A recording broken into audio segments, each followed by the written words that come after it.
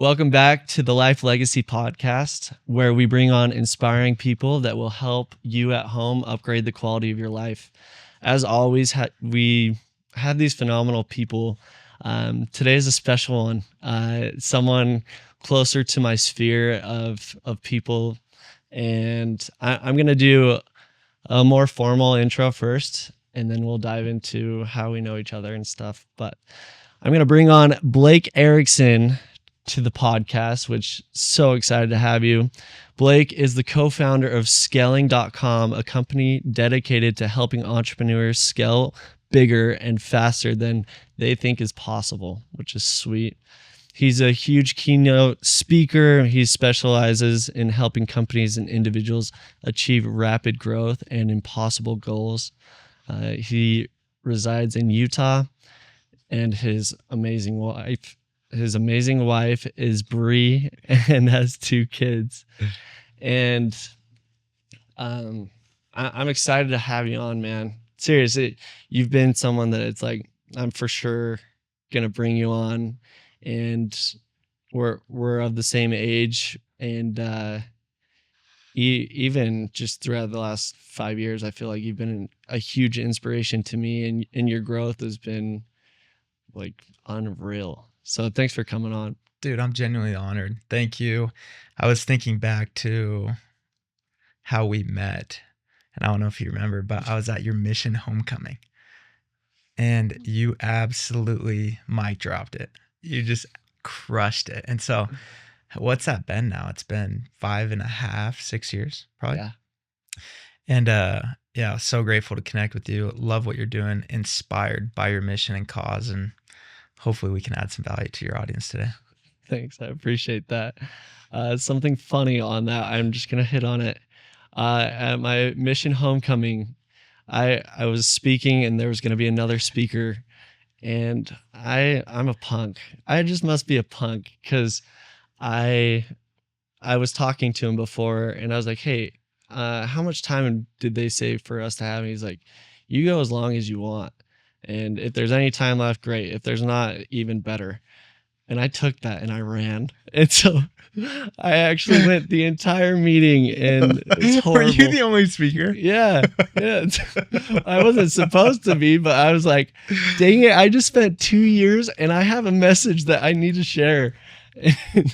And so, yeah, I did take the full amount of time. Oh, for what it's worth, I didn't remember it. Yeah.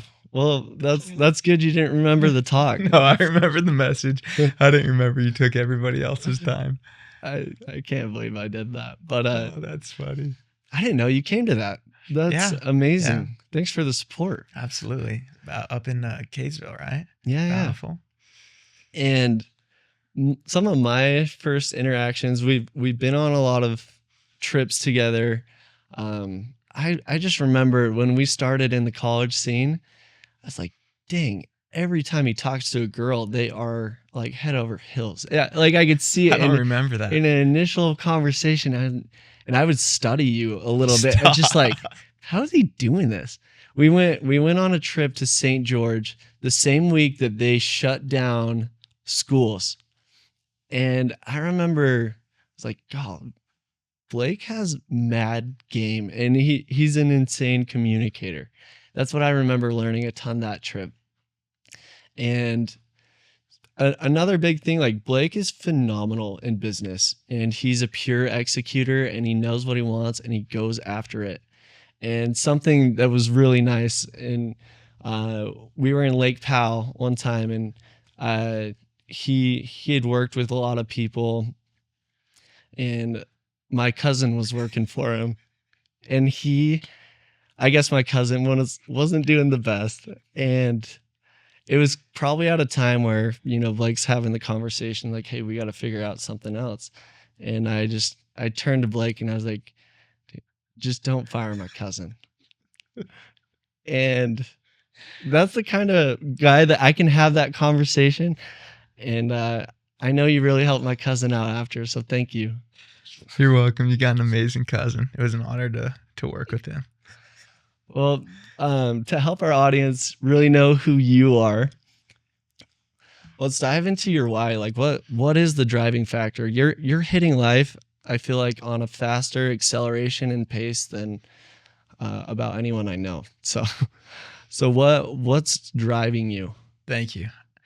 My mission is to expand what's possible in individuals and companies. I think nothing excites me more than to see someone crush their goals, or to see a business go from $1 million revenue to $20 million revenue, or someone have a personal goal that they achieve, or someone get absolutely shredded or have an amazing relationship. Like, nothing fires me more up than that, than seeing people just filling their cup and excelling and honestly going past what they thought was possible. And so my mission is just to do that by the way that I live, the way that I communicate, hopefully the way that I parent, the way that I am with my wife, the way that I follow Christ, and very flawed at doing so.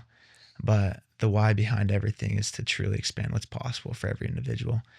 And on the other side of possibility is beauty, fulfillment, results, development that you can't get anywhere else. Dang. Yeah. Well thought out. And that's a big aspirational goal that I would put you up against 100 people that were going after that same goal, and I would put a lot of money on you. I appreciate that. That's so cool. Thank you. Another thing about Blake is whenever you have a conversation with him, I feel like he's looking into your soul. Like he dives into, like, he can see how well you're doing, I feel like, in life. And again, an unreal communicator. But I want to go back a little bit and how do you become Blake Erickson? You know, what were some of the monumental moments in your life that really turned you into who you are? There's a handful, and I've been blessed with so many amazing people that have influenced my way of being and who I want to be. And we were talking prior to this of people that came before you that teach and inspire you, and I've just had so many. And so I'm just a copycat. And we were talking about Trevor Farnes, of how we just love him and want to be like him. And so I'm just grateful to be around amazing people like that. I think some crucial, key, just paradigm shifting moments in my life were in high school. I was a freshman, and this is an interesting one. And for some reason, it hit me so deep psychologically. I was a freshman. I was playing freshman football, and there was 4 seniors that were on the varsity football team, and they were just studs. Starting, all the girls knew him. Prom king, like, they were what we would call him, each one of them. The goat. Yeah, could get any girls. And right after the football season, one of them came up to me and invited me to start working out with them. And so I began to do so. And they kind of took me in, these incredibly popular seniors, this, freshman that doesn't know anything. And they took me in. I was able to hang out and spend time with them. What was amazing about that is for the first time in my life, I saw people that were so popular and everyone wanted to be like them. But instead of putting people down, like we do in high school, or making fun of others, they always chose to do the opposite. And there was such an abundance of love. They would tell everybody that they loved them. They would, if they were going to a dance, they'd invite the special needs girl. They would do just the most Christ-like things. And it was the first moment in my life where I was like, whoa, you could be cool and like the nicest person in the world. And so 14-year-old me, as I'm just shaping my identity and who I am and who I want to be, I had this amazing example at such a young and pivotal age when we're all trying to figure things out as freshmen. And that just has carried kind of into my life now 12 years later. And I'm so grateful for those friends. So that was like just an absolute paradigm shifting moment for me. Another one was on my mission. And my mission was everything I could have ever hoped for and more. And serving the Lord was the greatest feeling of fulfillment, joy, and love I've ever experienced. And it just taught me everything that I could learn about myself and what I wanted for my future. And there's so many different lessons and miracles that happened there. What were a couple of them? I think one that was absolutely pivotal for me was I had never left my house really for a long period of time before I went on a mission. So I was 18 years old and I left the house. And when I left the airport, I remember looking back at my mom. I said, Mom, I'm committed to this and I'm not going to write home for 2 years. And so No, you didn't. and I'm like, I just need to be 100% focused. And she was like crying, just couldn't believe I would say Like the something worst like thing you that. could ever say to your mom. Oh, by the way, like everyone talks to their family, but I'm not going to talk to you guys. That's right. Final hug. It's like my last words to her. And so that was just like my intensity and my extremity. Yeah. And I remember the next day I get to the Mexico MTC and I am just absolutely burdened with homesickness and loneliness. For the first time in my life, I'd never experienced any sort of like true sadness or homesickness or loneliness. And it hit me so heavy. And I just kept riding with it. 2 days in, 3 days in, it was just getting worse. And so I remember my first P day, I think it was like 4 days later. I remember just sitting in that MTC cafe, just bawling, writing my mom, please, I love you. What words of advice can you give for me?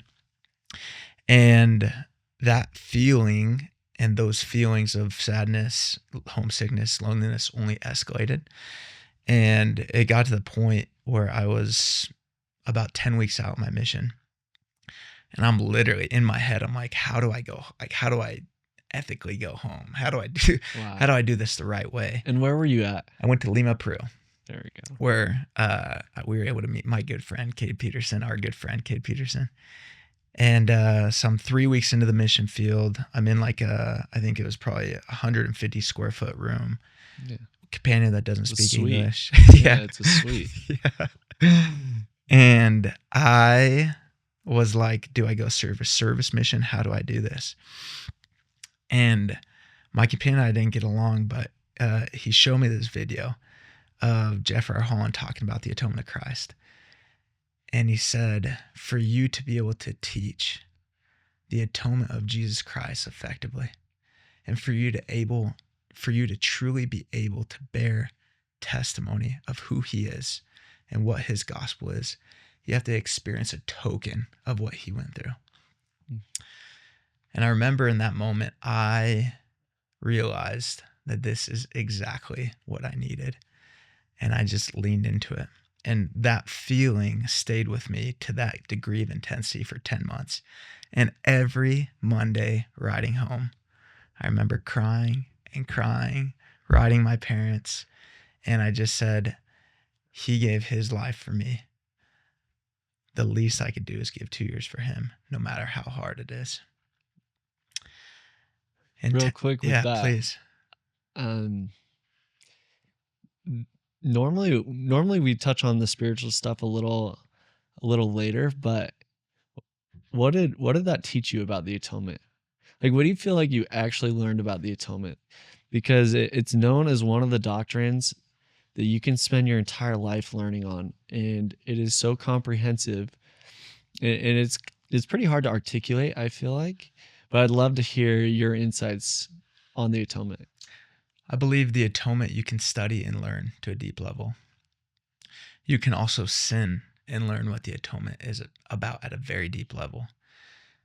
And lastly, you can experience the atonement through trial, through obstacles, and learn at the deepest level. And so the atonement for me was this new learning of, I'm going through an incredibly hard time. I don't necessarily need repentance, but I need you. And I need you beside me, and I need you to carry me, and I need to just lean on you, and I need you to somehow get me out of this obstacle or carry me forward or bring me into the light. And this is cool. I've never heard this. And that experience showed me a love that I'd never experienced from somebody, and I'd never felt for somebody.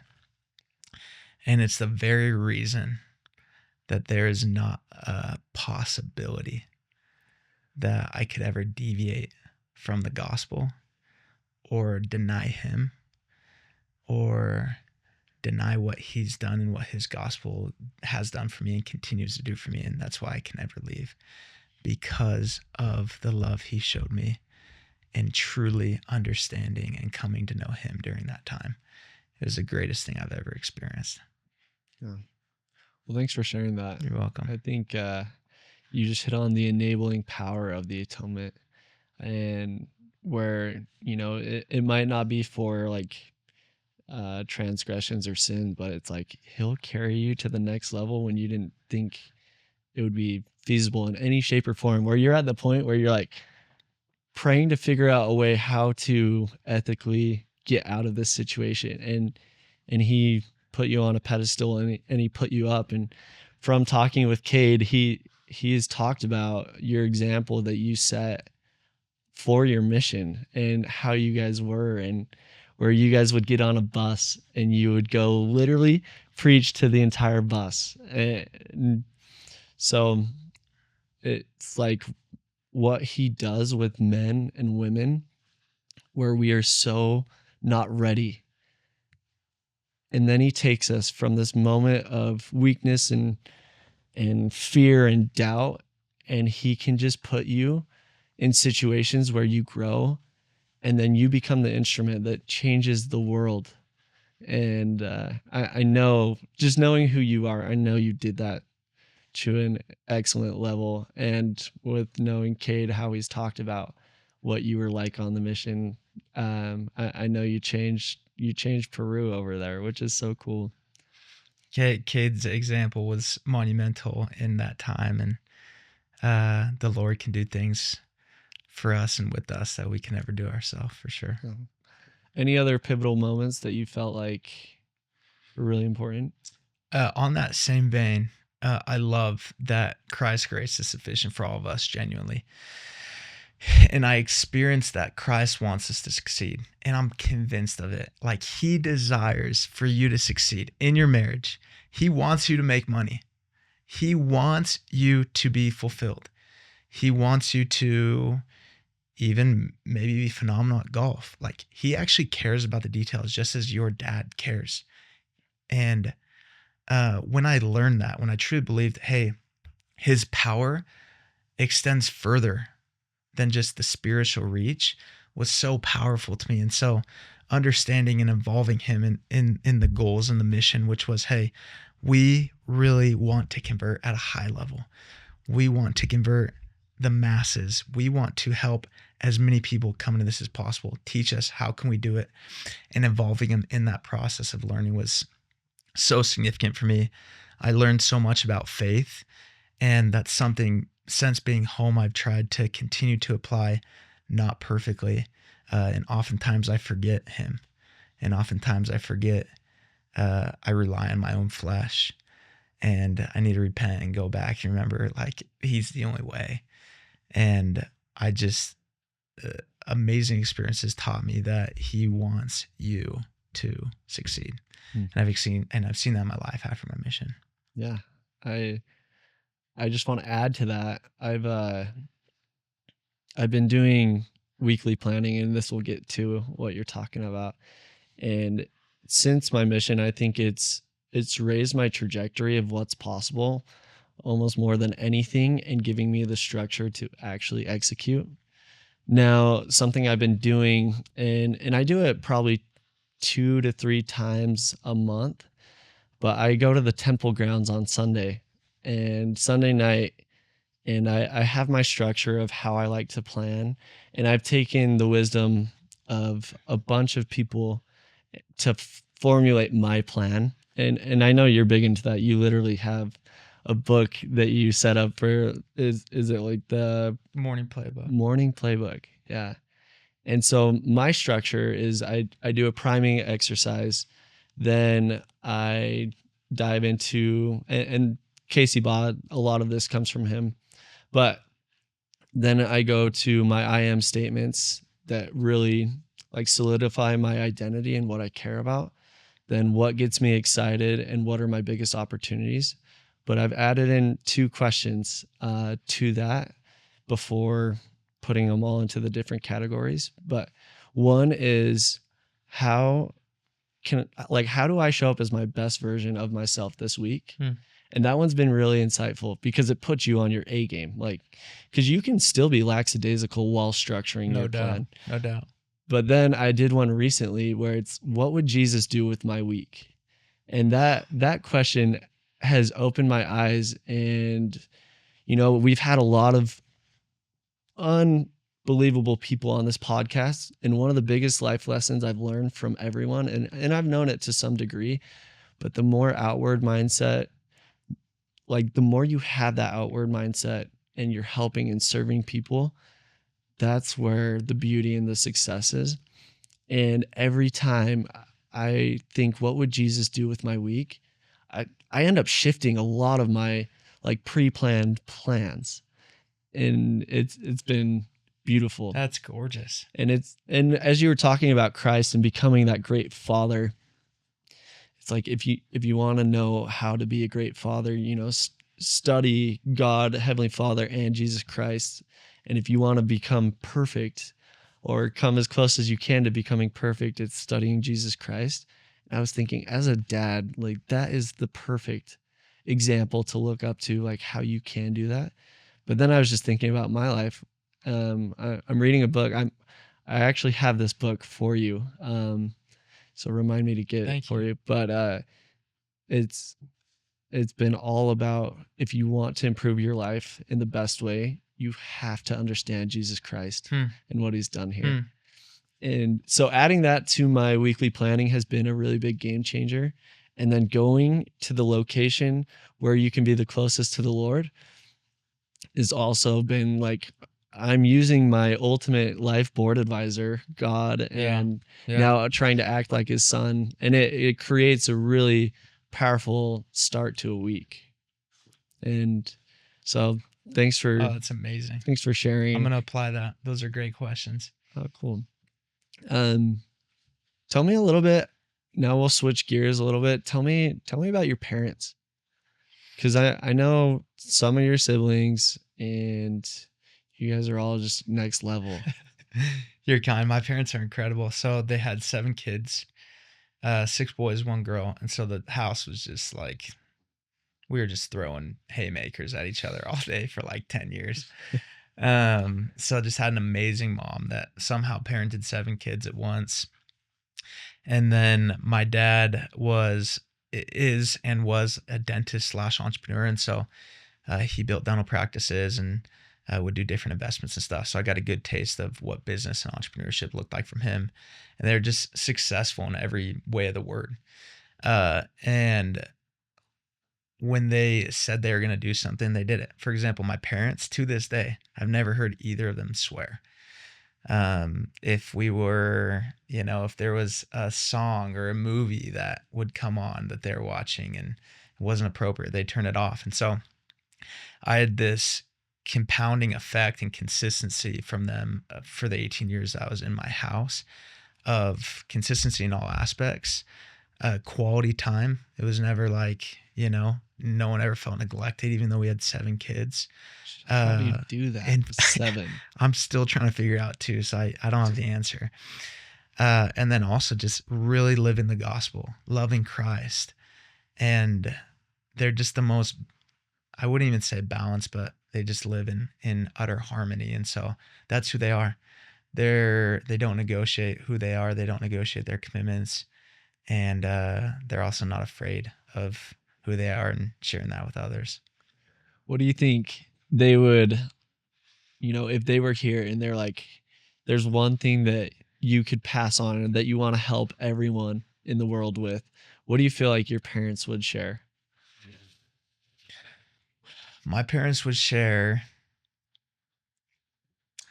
that the gospel of Jesus Christ is the solution to answer all things. And every decision they made was filtered through that paradigm.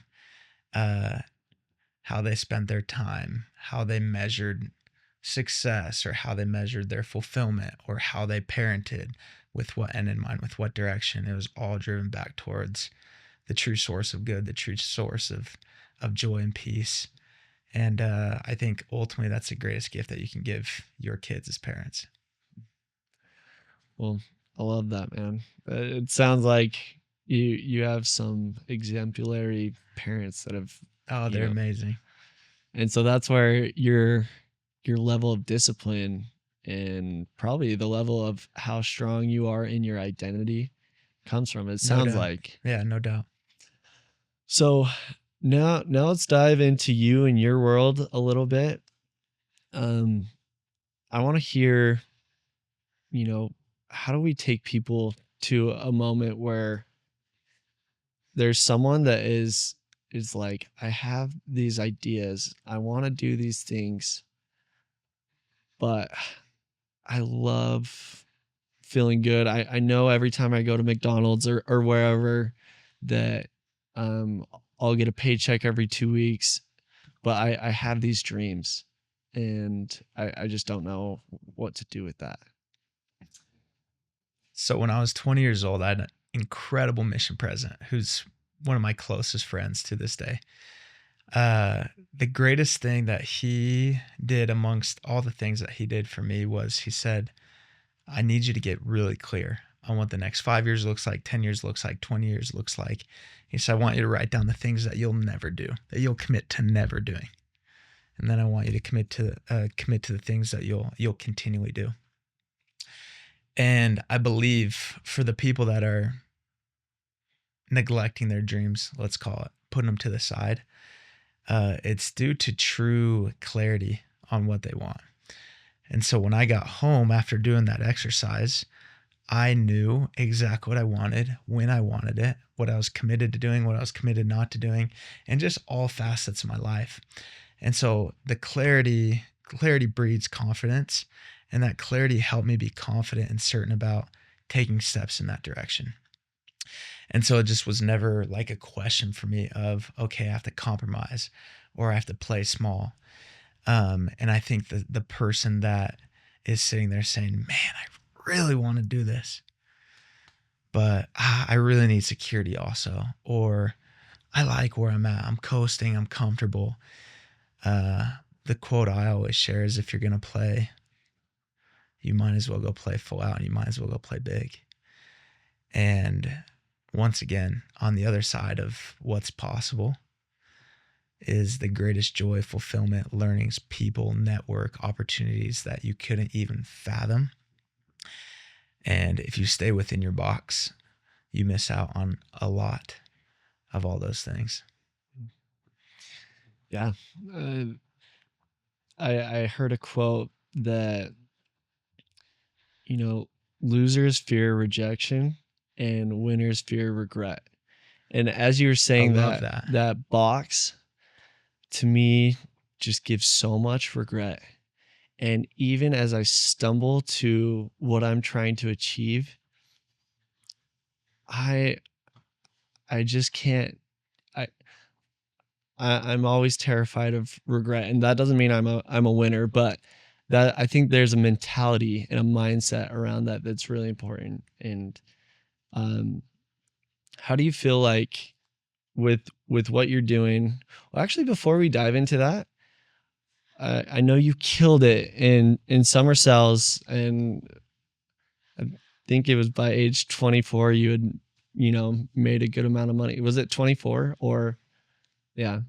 And just knowing Blake from a friend's perspective and someone I looked up to, I saw him killing it in summer cells, building his teams, doing all this stuff, and then he was staying strict with investing in the proper things, real estate.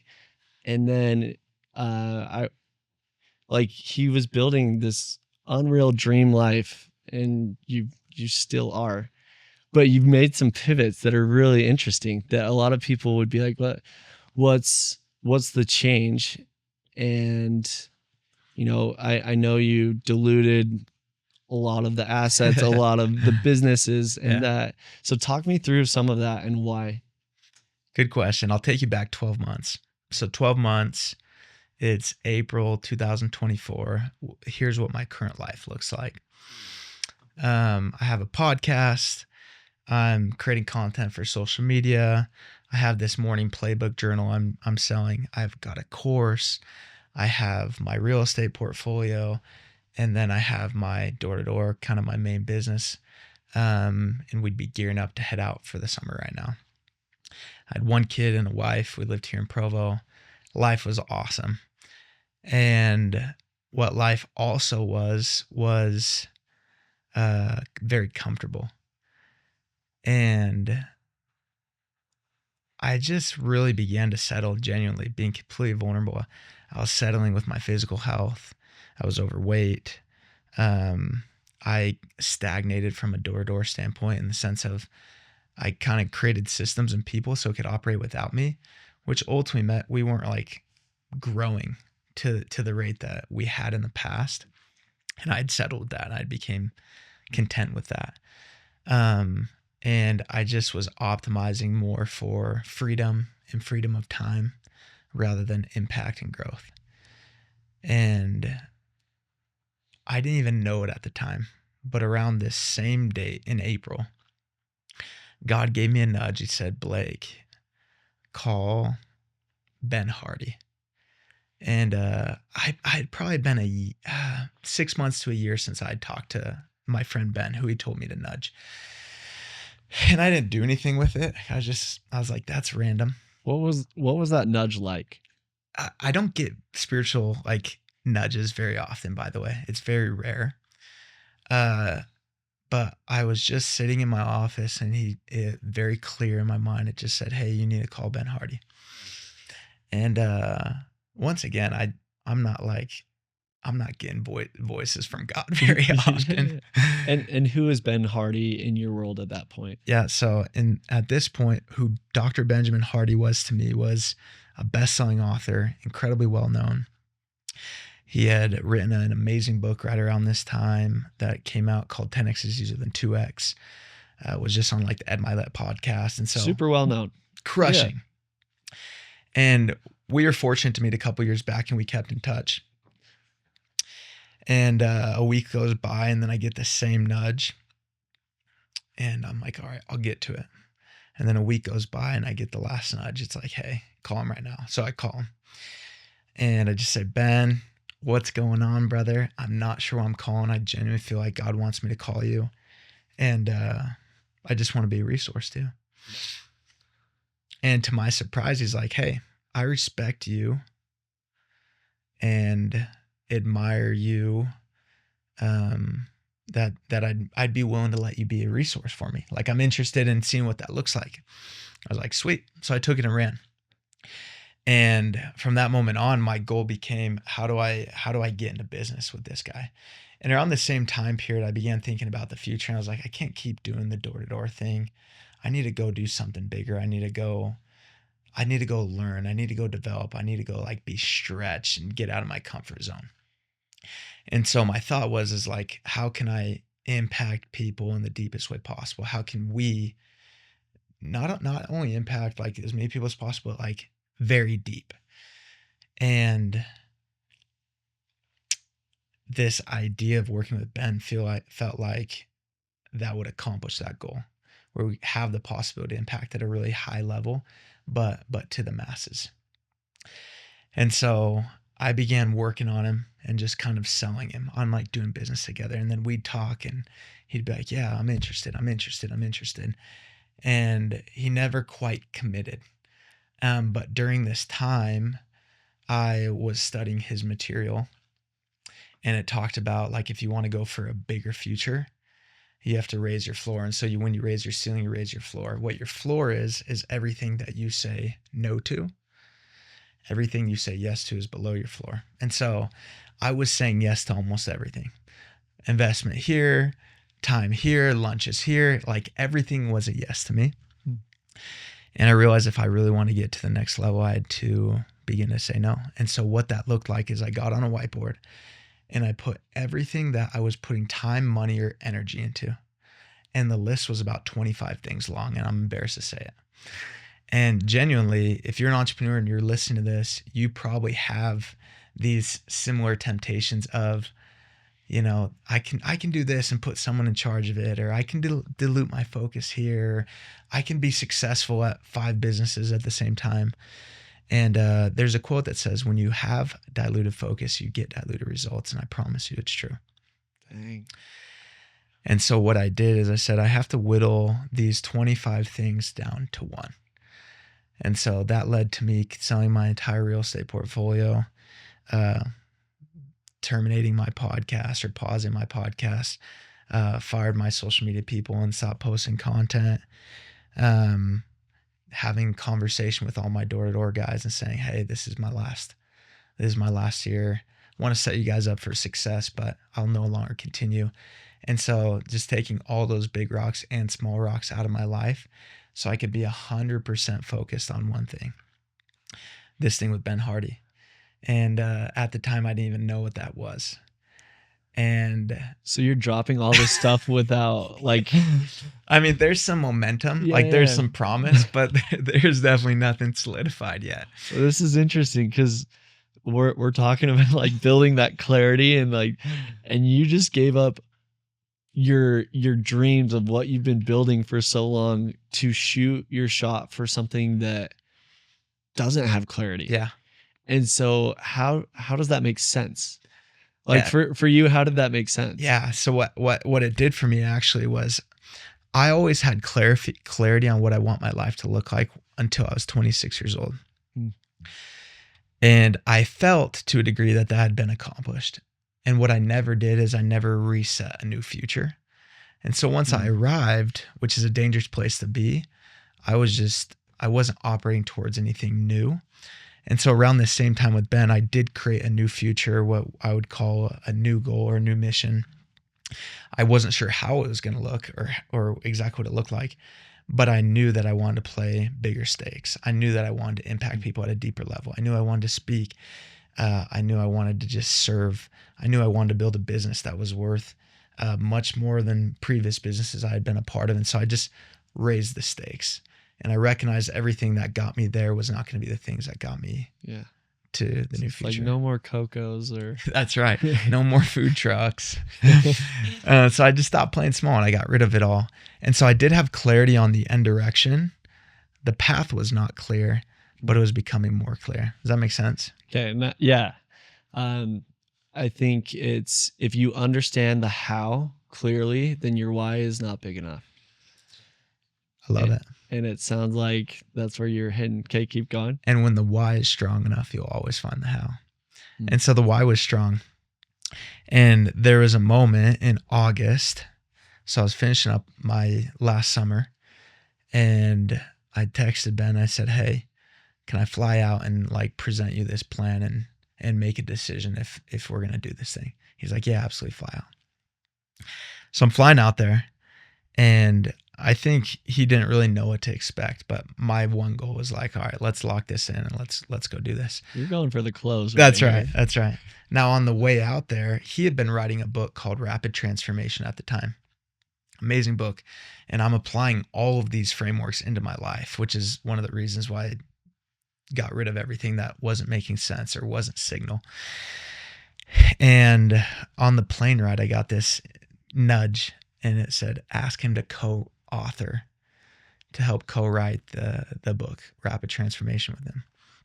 So I'm like, crap, dude. So I'm going to ask this guy to get into business. And then on top of that, I'm asking him, hey, also, can I co-write this book with you that you've been writing for the last year? And I'm a nobody and, and you're top 5 best-selling author in the self-development space.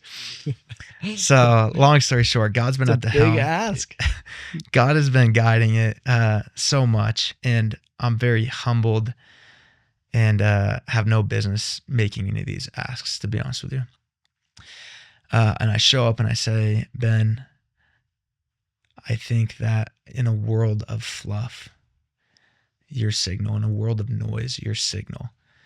And everybody wants to teach, coach, and be a thought leader.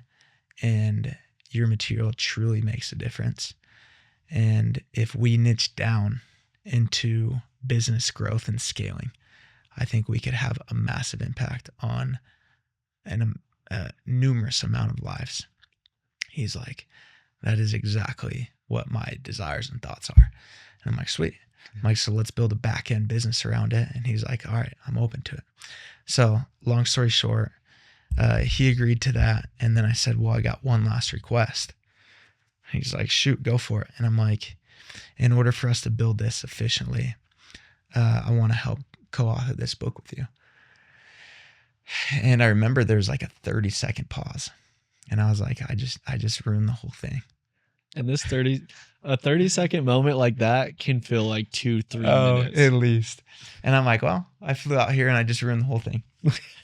And I'll never forget his response. He said this. He said, what you're requesting is actually very, very smart. Now, if I were to just give that to you, it wouldn't make sense for me at all. And I'm like, uh-huh. Mm-hmm. And he's like, once again, just I could see the wheels spinning in his head. And he said, if we're going to build this thing, it makes sense for you to help co-author this. And I would require you to pay me $1 million.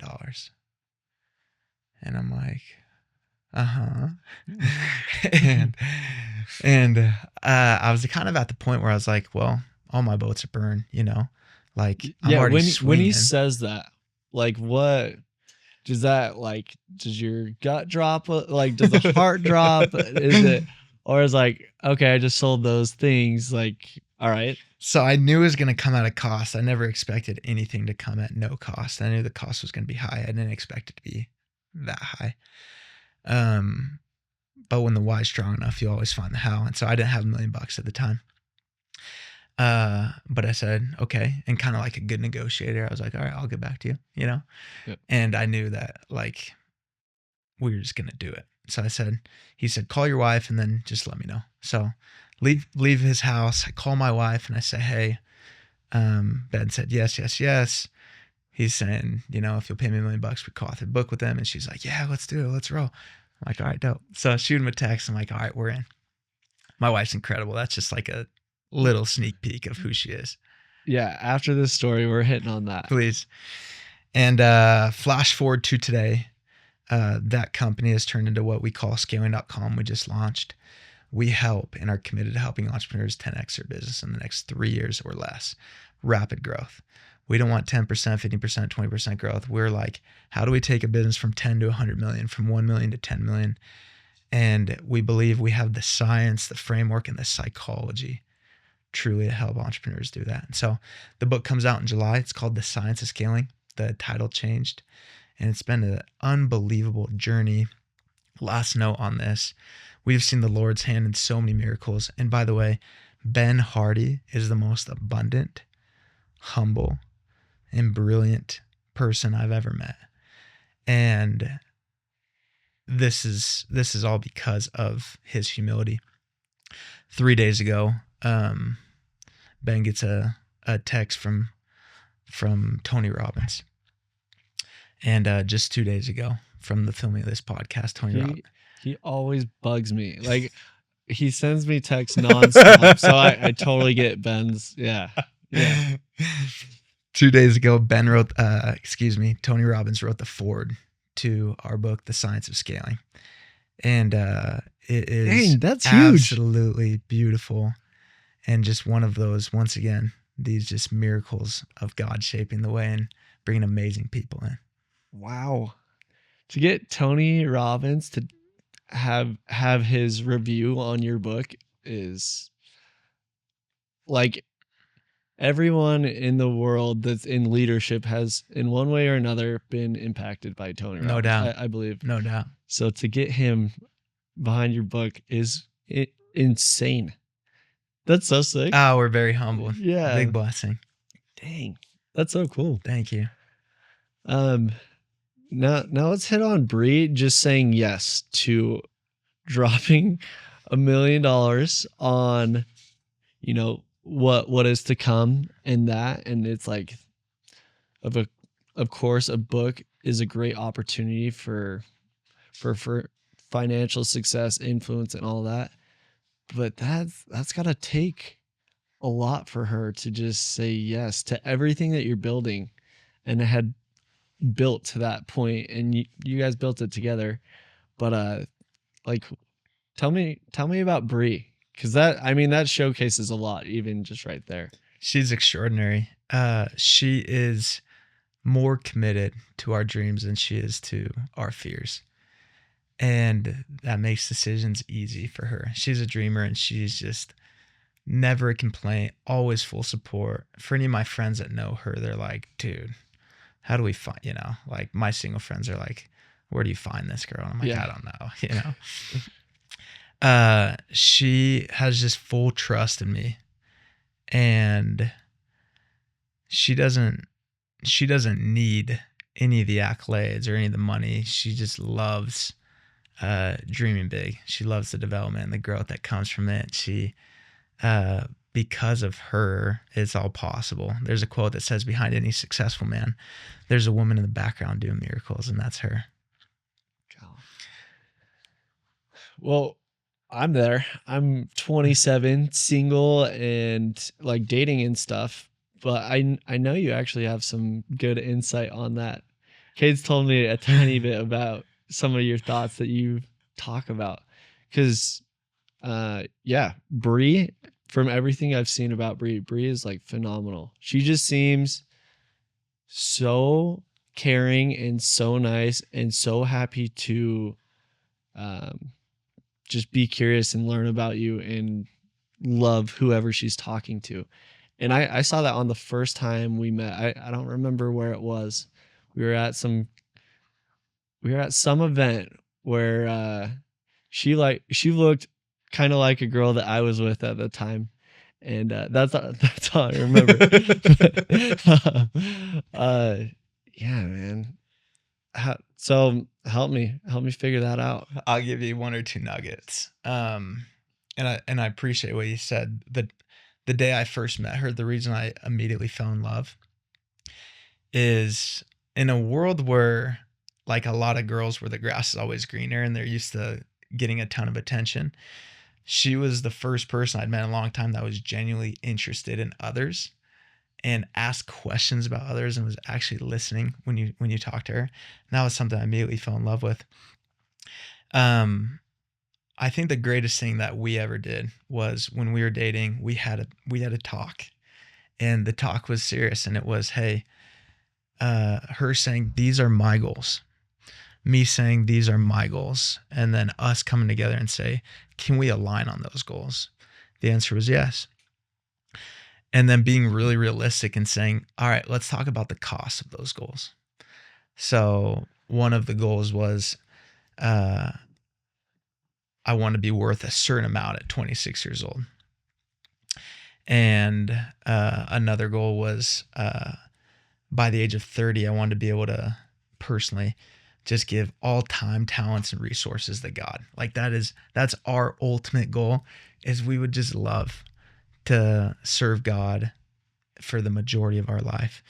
And so both of those goals have massive costs due to the timelines. And that just meant that it was a very imbalanced life. And, she's got 2 kids at home right now. I'm here, right? And 2 kids is no joke. And then there's going to be 3, and then there's going to be 4. And majority of the day, I'm not there to support or help. And no complaint. She signed up for it. She was ecstatic about it. And I've found, working with summer sales, majority of the times the biggest bottleneck in a married man's life is his wife, and vice versa. And so find someone that's never going to be the bottleneck. Find someone that's going to be the reason and the thing that propels you forward. Have that talk. Have the talk. Set the goals, or Align showcase vision. the goals, align the vision, talk about the sacrifice for those goals, and commit to it. and commit. Okay. All right. You heard at home. Anyone that's getting to that place with someone, that's a cool invitation. I like that a lot. When you went from just married to having a kid, there's also a big new feeling of Blake Erickson that I noticed. And what do you feel like changed in your world there? Talk me through what happens to someone's mind as soon as you have a kid. Prior to having a kid, I had less accountability, meaning, of course, I'm accountable to myself, my wife, and others. But what I've learned is the strongest accountability is being accountable to your kids. And I learned that about 3 minutes after my son Covey popped out, and holding him, looking at him, and the feeling that came to mind is, how can I be this kid's hero in every way of the word? And there's so many amazing dads out there. And then there's dads that are just dads. And then maybe there's dads that are friends. I think the highest level is, how can your kid be proud of you? Like, they want to come home and they want to bring their friends to you and be like, man, this is my dad. Instead of hiding in the car when they're getting carpooled. Yeah. It's like, who would you need to be? What level would you have to play at where they're like, that's my dad. That's my dad. And so that thought, reverse engineering what that looked like, altered me in a lot of ways. For example, physically, I don't want to be a fat dad. I want to be able to play all the sports, keep up, but also I just want to look my absolute best, because I want my kids to respect that. I want my kids to know that that's important. Spiritually, what does it look like playing at my best? What does being a hero to my kids look like in that factor? How I spend my time. Is the way I spend my time congruent with how I'd want my kids to see me spend my time? And I don't want to waste my kids' time. And so if I'm here at this podcast, the trade-off is that I could be home with my two sons. And so who would I need to be, and how would I need to show up, and how would I need to play in order for that trade-off to be worth it? And every hour we're doing something that's not with our kids, not with our family, it is a trade-off. And so the trade-off better be worth it. And it's up to you to choose to make it worth it. I love that. Well, I hope it's been worth it. For me, Absolutely this has has been super insightful so far. And it's Bree's birthday today, right? That's right. So what's your shout out to Bree? December 4th, 2020, I met Bree, and I'd gone on 150 first dates. And I was looking for somebody that was the most positive, Christ-centered, attractive, and loving individual I've ever met. And the day I met you on that date was exactly who you were, and it's even more of who you are today. Thank you for your support. Thank you for who you are, who you inspire me to be, who you hold me accountable to being, and for being the most extraordinary mom and wife that I've ever seen. Well, I bet she'll like that. Just to wrap up, what's the legacy that you want to leave behind? Like, what does that look like as a dad? What does that look like as, the footprint on the moon? When you pass, what's going to be passed on? I want to live a life of service and giving. And by the way, many years of my life I've spent in selfishness and focused on me and focused on, how can I be successful? How can I make money? How can I, come on. At one point, there's a point where the how can I stops having any effect. And a recent thought that I've had is, what if none of it was about me? And what if it was all about them? And so the legacy I would choose to leave, and I'm committed to leaving, is living a life that's all about them, and living a life that's completely focused on others and completely forgetting myself. And in return, I'm focused on others, becoming the greatest version out of a natural consequence of myself that I can, and leaving a legacy of just millions of lives that can say I was touched, impacted, or inspired because of that commitment. Dang. And I believe full-heartedly that you are going to do that. And we're at a fun time in our journey, where you're in pure action mode, and I'm just excited, and I'm always going to be there as a support, but also like it's so entertaining to watch, as friends and as afar at times. But not too many people have the respect that I have for you, Blake, sincerely. And like if I had, probably from my sphere, on my hands, I had to say 10 people are gonna do what they're gonna say, I feel like I could put you as one of my fingers. Um, yeah, in a lot of ways, Thank I you. really look up to you That means a lot sincerely, more than you know. and nothing but pure love. And the final question is just for anyone at home, what do you want to tell them? If you're already playing, why not play as big as humanly possible? If you're already working out, why not work out to just look absolutely your best?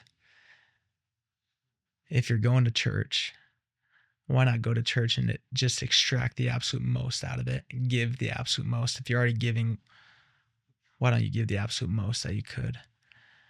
If you're already working, why not work the absolute best that you can, more than anybody else, at a higher and deeper level than anybody else? If you're already going to impact, why don't you go impact at the absolute highest level? And I love you, brother. And I'm so grateful for you and let me come on today. Yeah, thanks, man.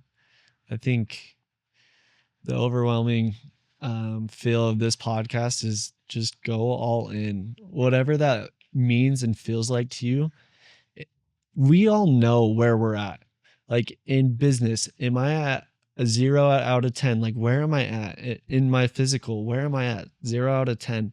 And I think my invitation would be sit down for 5 minutes and just go through the most important things, which I believe are spiritually, where are you at? Physically, where are you at? Mentally, where are you at? And socially, where are you at? And then break that down to with your family, where are you at? With your friends, where are you at? With achieving your life's purpose, where are you at? And with serving, where are you at? And my invitation is really just look into that, and where there is a gap from 0 to 10, ask yourself, what is that gap? And then as you look into that gap, what are you going to do to change, to move forward? That's my final invitation. Blake, it's been a pure honor, and I'm extremely grateful that you came on today. You too, my So friend. thank you. Thank you.